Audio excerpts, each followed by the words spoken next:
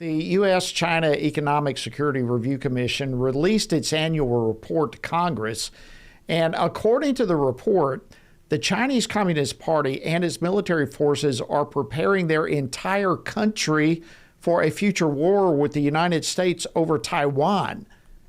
And while this may not be a surprise to some, the question is whether or not America is doing what it can for when that day arrives. Well, joining me now to discuss this is Asia expert Gordon Chang. He's a senior fellow at the Gatestone Institute and author of Plan Red, China's Project to Destroy America. And you can follow him on X under the handle at Gordon G. Chang. Gordon, always great to have you on Washington Watch. Welcome back. Thanks so much, Jody. Okay, this report is quite lengthy, but what are some of the big takeaways when you look at it? The big takeaway is that China is, as you pointed out, is on a war footing. And also because of their preparations, that we'll have very little notice when China decides to actually invade Taiwan or do something else. So for instance, this report talks about how these exercises that China is conducting near Taiwan, they look like rehearsals for war, and that China can make the decision during one of these exercises to actually invade, and we would not know that until maybe it's too late. So those, I think, are the most important takeaways. Everything else we've known about the China's rapid military buildup, it's on us now to respond correctly. Wow. Was there anything in this report that surprised you? I mean, you have an incredible pulse on what's happening there, but were there any surprises that jumped out to you? The thing that I thought was important was that didn't surprise me was just, and I've heard this before, but I'm glad the report emphasized it, and I was surprised that they actually talked about it, and that was how China is very close to going to war. We've known that for quite some time.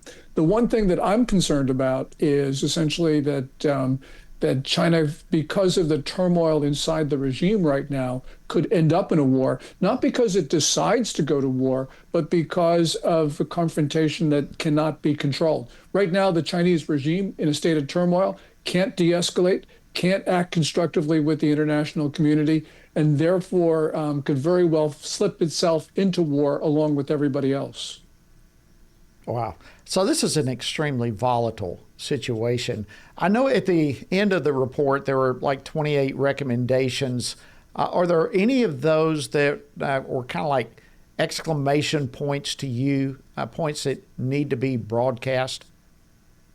I think that the most important thing is that we need to actually go to a war footing ourselves. And if you look at the totality of those recommendations, that's essentially what they say, because they say that we're not prepared. And so when you put all that together, it does say that we're no longer at peace. And that's an important message for everybody. It sure is. So given that, what would you want to stress to those in Washington, D.C.? I think the President of the United States needs to get behind the Resolute desk in front of a camera and address the situation with the American people, and to say that China is rapidly preparing for war, and that there are other factors that indicate that war could come soon, and that the United States needs to get prepared.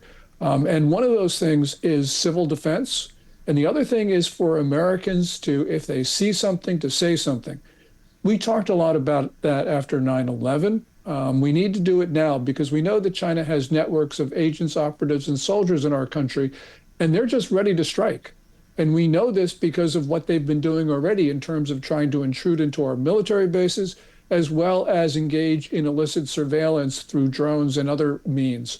So that's the first thing I think that needs to be done. Once that happens, a lot of other things will follow automatically. But until we know that we're at war, in a war setting, we're not going to take those steps that are necessary. Yep, great point. And you think helping us get to that point would greatly be increased if the president took some public action and stated so. So let me ask you this. What do you think the likelihood is of a future war over Taiwan breaking out during this administration? Do you think we're that close? It could happen at any time, Jody. And I don't think it's necessarily that they decide to go to war over Taiwan. Right now, there is very provocative actions that China is taking against both the Philippines in the South China Sea, at places like Scarborough Shoal, and against the Japanese because of what people call a spat, but which is really a long-term confrontation between Beijing and Tokyo. Those are the things I worry about because if there is a belligerent act, if people die, then the war is going to spread throughout the region, including Taiwan. So that's how I think Taiwan gets involved, through the back door. Taiwan right now is too hard a target. I think the Chinese are looking at other places to engage in very belligerent, very hostile activity. So very interesting. So you think it will come from one of those other reasons and then just pull Taiwan into it? And pull the United States and Japan and Australia and Russia Wow. and North Korea. It's a general war throughout East Asia. Wow.